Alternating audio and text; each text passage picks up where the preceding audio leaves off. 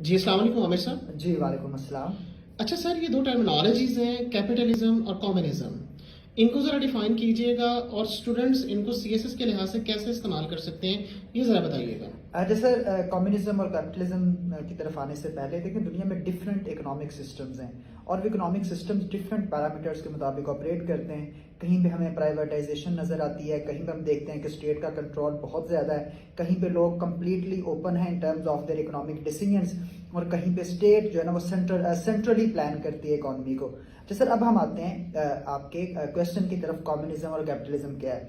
سر communism ایک ایسا economic system ہے جہاں پہ ایک سینٹرلی پلانڈ اکانومی ہے، یعنی کہ تمام اکنامک ریسورسز اسٹیٹ کے پاس ہوتے ہیں. اسٹیٹ کسی قسم کی پرائیویٹائزیشن، کسی قسم کی انوویشن اور ایون کہ کسی قسم کی آنرشپ رائٹس الاؤ نہیں کرتی.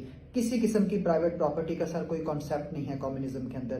اگر آپ اس کی مثال لیتے ہیں سر، آج کا چائنا، رشیا اور کچھ آپ کے جو ایسٹرن یورپین کنٹریز ہیں، they are considered communist states. Sir communist state کے اندر جب آپ ریاست نے تمام اکنامک ریسورسز کو ایکوائر کرنا ہے، ان کے اوپر اپنا اسٹرکٹ کنٹرول مینٹین کرنا ہے، تو اٹ مینس اسٹیٹ کے پاس ایک کمپلیٹ پولیٹیکل کنٹرول اور ایک بڑی اسٹرنجنٹ پولیٹیکل اتھارٹی ہونی چاہیے. تو ہم دیکھتے ہیں کہ پھر جو ایک کمیونسٹ گورنمنٹ ہوتی ہے وہ اتھارٹیرین بھی ہوتی ہے اور وہ ٹوٹلیٹیرین بھی ہوتی ہے، یعنی کہ سوسائٹی کے تمام اسپیکٹس کو ایک سنگل پولیٹیکل کمیونٹی سر وہاں پہ کنٹرول کرتی ہے. اب آ جاتے ہیں اس کے کنٹراسٹنگ کانسیپٹ یعنی کہ کیپٹلزم کی طرف.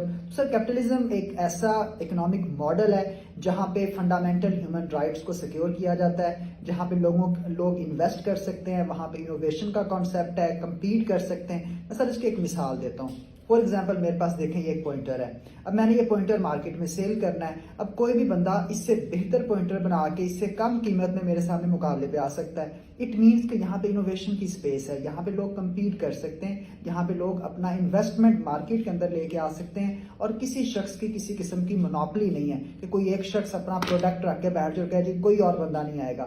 اس وجہ سر یہاں پہ لوگوں کے لیے آپشنز بہت زیادہ ہیں. یہ سسٹم گرو کرتا ہے، اس سسٹم میں کمپٹیشن کی وجہ سے ایک جس کو ہم کہتے ہیں اپرائز ٹینڈنسی سر بہت زیادہ ہے.